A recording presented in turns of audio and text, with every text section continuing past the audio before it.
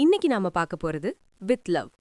இந்த படத்துடைய கதை என்ன அப்படின்னு கேட்டிங்கன்னா, படத்துடைய ஆரம்பத்திலேயே ஹீரோவுடைய அக்கா ஹீரோவுக்கு கால் பண்ணி, இங்க பாரு, இப்படிதான் பல பொண்ணை வேணாங்கிற, இப்போ ஒரு பொண்ணை பார்த்துருக்கோம், போய் அந்த பொண்ணை இந்த இடத்துல மீட் பண்ணி ஒழுங்கா பார்த்துட்டு வந்து புடிச்சிருக்கு பொண்ணு அப்படின்னு இப்ப சொல்ற அப்படின்னு அனுப்பி வைக்கிறாங்க. சரின்னு ஓகேன்னு தனக்காக அக்கா பார்த்த பொண்ணை பார்க்கறதுக்காக ஒரு ரெஸ்டாரண்ட்டுக்கு போறாரு படத்துடைய கதாநாயகன். பார்த்து வச்ச பொண்ணை பார்க்கறாரு, அந்த பொண்ணு தான் படத்துடைய கதாநாயகி. ரெண்டு பேரும் ஒருத்தருக்கு ஒருத்தர் மனசு விட்டு பேசுறாங்க. ரெண்டு பேருக்குமே ஒருத்தர் ரொம்ப பிடிச்சும் போகுது. இப்போ எந்த காரணத்தை கொண்டும் ஒருத்தர்கிட்ட இருந்து ஒருத்தர் எதையும் மறைக்க கூடாது அப்படிங்கிறதுக்காக உங்களுக்கு முன்னாடி லவ் இருக்கா, உங்களுக்கு முன்னாடி லவ் இருக்கா அப்படின்னு சொல்லி ரெண்டு பேர்கிட்டையும் கேட்க, ரெண்டு பேருமே அவங்களுடைய முன்னாள் காதலையும் சொல்றாங்க. இப்போ திடீர்னு கதாநாயகிக்கு ஒரு ஐடியா ஒண்ணு வருது. இதனுடைய விளைவாக அடுத்தடுத்து அரங்கேறின சம்பவங்கள் என்ன அப்படிங்கிறது தான் இந்த படத்துடைய மொத்த கதையே. இந்த படத்தை பொறுத்தளவுக்கு இது பேசிக்காக ஒரு கம்மிங் ஆஃப் ஏஜ் ராம்காம். ஆனா இந்த படத்துல ஒரு வித்தியாசமான ஒரு சின்ன மேட்டர் அதை எடுத்து சேர்த்து ஒரு கதையாக ஒரு படமாக பிரசன்ட் பண்ணணும் அப்படிங்கிறது தான் பண்ணிருக்காப்ல இயக்குனரான மதன். அவருக்கு இதுதான் முதல் படம், பட் நேர்த்தியாக தான் ஒரு படத்தை பிரசன்ட் பண்ற அளவுக்கு பண்ணிருக்கார் அப்படின்னு தான் சொல்லுவேன்.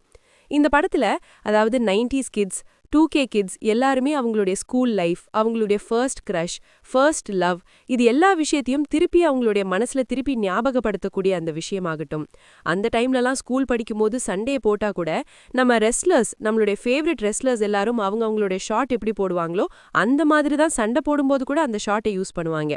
அந்த விஷயத்தை திருப்பி கொண்டு வந்த விதமாகட்டும். ஒரு பப் சீக்வன்ஸ், அந்த இடத்துல நேருக்கு நேர் படத்துல வரக்கூடிய அவள் வருவாளா பாட்டை போட்டு செம்மையாக இப்பயும் ஒரு நாஸ்டாலஜிக்கான வைப கொடுத்த மொமெண்ட் ஆகட்டும்னு ஒரு சில இடங்கள் டெஃபினட்டாக சூப்பராக இருக்கு இந்த படத்துல. இந்த படத்துடைய பலம் நிச்சயமாக இந்த படத்துடைய செகண்ட் ஹாஃப் தான். ஏன்னா ஒரு ராம்காம் எடுத்துக்கிட்டு அதுக்குள்ள அடுத்து என்ன நடக்க போகுதோ அப்படிங்கிற அந்த ஒரு கியூரியோசிட்டியா ஆடியன்ஸ்க்கு வர்றது அப்படிங்கிறது ஒரு ஈஸியான வேலை கிடையாது. இந்த படத்துல இந்த டீம் அதை ப்ராப்பராக பண்ணிருக்கு அப்படின்னு நான் சொல்லுவேன்.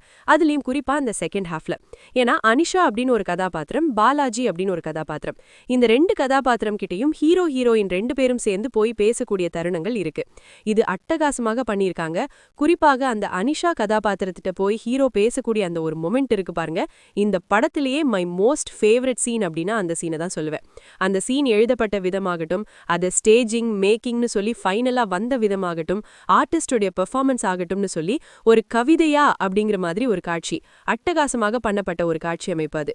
நிச்சயமாக அந்த படம் பார்த்ததுக்கு அப்புறம் உங்களுக்கும் படத்துல செம்ம சீன் அதுதாங்க அப்படிங்கிற ஒரு ஃபீல் கூட உங்களுக்கும் வர்றதுக்கு வாய்ப்பு இருக்கு. படத்துல அபிஷன் ஜீவந்த் அவரும் சரி, நம்ம அனஸ்வர் ராஜனும் சரி, ரெண்டு பேர் தான் ஹீரோ ஹீரோயினாக பண்ணியிருக்காங்க. கிட்டத்தட்ட இந்த மொத்த படத்தையும் கம்ப்ளீட்டாக கேரி பண்ணிட்டு போனது இந்த ரெண்டு பேருடைய பெர்ஃபார்மன்ஸ் தான். அபிஷனை பொறுத்தளவுக்கு அவருக்கு இயக்குனராக ஏற்கனவே ஒரு படத்தை பண்ணிட்டாருன்னு வச்சுக்கோங்க. ஆனா அவர் ஹீரோவாக இதுதான் அவருக்கு முதல் படம். இருந்தும் அது ஃபர்ஸ்ட் படம் அப்படிங்கிற அளவுக்கு பெருசா அந்த தயக்கம் நடுக்கம் அப்படின்னு எல்லாம் பெருசா தெரியல.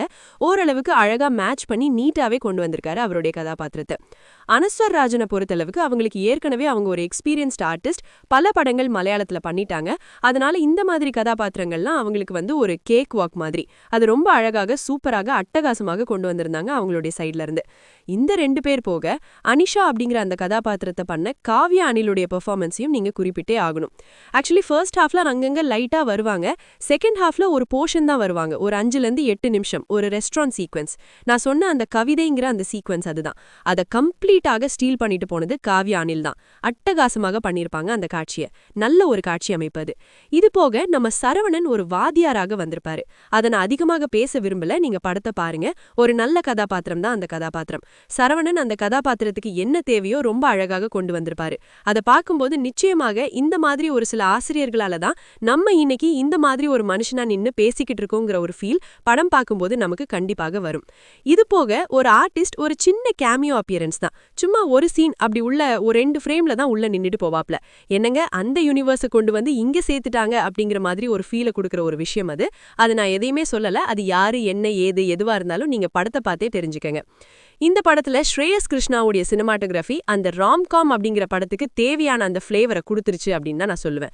நல்ல கலர்ஃபுல்லாக விஷுவலி அப்பீலிங்காகவே இருக்கு அவருடைய காட்சிகள் எல்லாமே. அதே நேரத்துல இந்த படத்துல ஹீரோ யுவனுடைய ஃபேன். அப்ப யுவன் ஸ்டைல்ல துள்ளுவதோ இளமை டைம்லலாம் எப்படி பாடல்கள் தெரிச்சுது, சும்மா பெப்பியா ரொமான்டிக் நம்பர்ஸே எந்த மாதிரி வச்சிருப்பாப்ல யுவன், அந்த மாதிரி பாடல்களை இந்த படத்துடைய மியூசிக் டைரக்டரான ஷான் ரஹ்மான் பண்ணியிருக்காப்ல. பாடல்கள் எல்லாமே பயங்கர பெப்பியா செம்மையா இருக்கு, நல்லா ஒர்க் அவுட் ஆயிருக்கு இருக்கு அப்படின்னு தான் நான் சொல்லுவேன். இது போக இந்த படத்துல வசனங்கள் 1-2 வசனங்கள் சூப்பரா இருந்தது. குறிப்பா ஒரு வசனம், அதாவது ஒருத்தர் எப்படிப்பட்டவர் அப்படிங்கிறதே நமக்கு தெரியாது, ஆனா முகமே தெரியாத எவனோ 4 பேர் தேவையில்லாம ஒருத்தரை குறை சொல்றான் அப்படிங்கிறதுக்காக அவரை பத்தி எதுவுமே தெரியாம எதையுமே விசாரிக்காம நம்மளும் போய் அவரை ஹர்ட் பண்றது அப்படிங்கிறது எவ்வளவு ஒரு மோசமான விஷயம் இல்ல அப்படின்னு சொல்லி ஒரு வசனம். அந்த வசனமுமே நிச்சயமாக இந்த படத்துக்கு ஒரு பலமாக தான் நான் பாக்குறேன். ஏன்னா ஒருத்தரை புரிஞ்சுக்காம தயவு செஞ்சு அவரை பத்தி தப்பா பேசாதீங்க அப்படின்னு சொல்றதுக்காக வைக்கப்பட்ட ஒரு வசனமாக இருந்தா கூட இன்னைக்கு சோஷியல் மீடியால சுத்திக்கிட்டு இருக்க எல்லாத்துக்குமே சரியா பொருந்தக்கூடிய ஒரு வசனம் அது. அது நல்லாவே இருந்தது இந்த படத்துல. இதெல்லாம் ஒரு பக்கம் இருக்கட்டும், இந்த படத்துல ஆக்சுவலி என்ன பிரச்சனை அப்படின்னு கேட்டீங்கன்னா, செகண்ட் ஹாஃப் செம்மையாக இருக்கும்.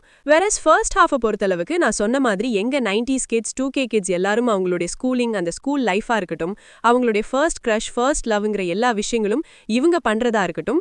ஆனா ஏன் லவ் அண்ட் லவ் ஒன்லி அப்படின்னு ஃபுல்லா காதல் ரசத்திலேயே சொட்ட சொட்ட இவங்க போயிட்டாங்க, காமெடியாக நிறைய எக்ஸ்ப்ளோர் பண்ணிருக்கலாமே அந்த இடத்துல அப்படிங்கிற மாதிரியே இந்த படத்துடைய ஃபர்ஸ்ட் ஹாஃப் எனக்கு ஒரு ஃபீலை கொடுத்தது. அதனாலேயே ஓகேயா இருக்குதுங்க அப்படிங்கிற மாதிரி ஒரு ஃபீலை தான் இந்த படத்துடைய ஃபர்ஸ்ட் ஹாஃப் கொடுத்தது.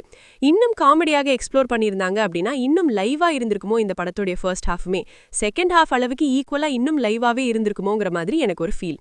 அதே மாதிரி தேனி முருகனுடைய கதாபாத்திரம், அவர் ஆக்சுவலி 2 சீன்ல தான் வருவாப்ல.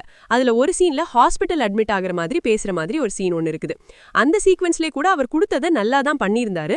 ஆனா அந்த கதாபாத்திரத்தை பார்க்கும்போது அதுக்கு என்ன டைலாக் கொடுக்கப்பட்டது, அந்த கதாபாத்திரம் என்ன பேசுது, எப்படி எமோட் ஆகுதுங்கிற விஷயங்கள்லாம் பார்க்கும்போது நமக்கு இட்லி கடை ராஜ்கிரண் கதாபாத்திரம் தான் ஞாபகத்துல வருது.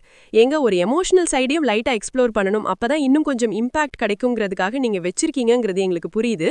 ஆனாலும் அது வலுக்கட்டாயமாக திணிக்கப்பட்ட ஒரு கதாபாத்திரமோ, அந்த கதாபாத்திரம் தேவையே இல்லையே அந்த கதைக்கு, அம்மா இல்லைங்கிற மாதிரி அப்பாவும் இல்லைனே முடிச்சுட்டே போயிருக்கலாமே நீங்க ஹீரோக்கு அப்படிங்கிற மாதிரி எனக்கு ஒரு ஃபீல் வந்தது. அந்த கதாபாத்திரத்தை மொத்தமாக நீங்க தூக்கிட்டீங்கன்னா கூட இந்த கோர் பிளாட்ல எந்த ஒரு பிரச்சனையும் ஒரு ஜம்போலாம் பெருசாக தெரிஞ்சிருக்க வாய்ப்பே கிடையாதுங்கிற மாதிரி தான் எனக்கு பட்டுச்சு. மொத்தமாக இந்த படம் எப்படி இருக்கு அப்படின்னு கேட்டீங்கன்னா, என்ன பொறுத்தளவுக்கு ஒரு ஓகேயான ஃபர்ஸ்ட் ஹாஃப், செம்மையான ஒரு செகண்ட் ஹாஃப், ரெண்டும் சேர்ந்தது தான் with love. But 2K kids நிச்சயமாக இந்த படத்தை பெருசாக என்ஜாய் பண்ணுவாங்க அப்படிங்கிற மாதிரி தான் எனக்கு தோணுது. ஸோ தாராளமா தியேட்டருக்கு போகணும் அப்படிங்கிறவங்க போய் பாருங்க. அடல்ட் கண்டென்ட்டை பொறுத்தளவுக்கு இதுல எதுவுமே கிடையாது. தாராளமா நீங்க ஃபேமிலியோட போய் பார்க்கலாம். இந்த படம் இப்ப தியேட்டர்ஸ்ல வெறியாயிருக்கு. இந்த மூவி ரிவ்யூ பிடிச்சிருந்தா ஒரு லைக் பண்ணுங்க. உங்க கருத்துக்களை கீழே கமெண்ட் பண்ணுங்க. இன்னும் மூவி ஸ்டுடியோ ஃபிலிம் சேனலை சப்ஸ்கிரைப் பண்ணலையா? உடனே சப்ஸ்கிரைப் பண்ணுங்க. அடுத்த ரிவ்யூவில் சந்திப்போம்.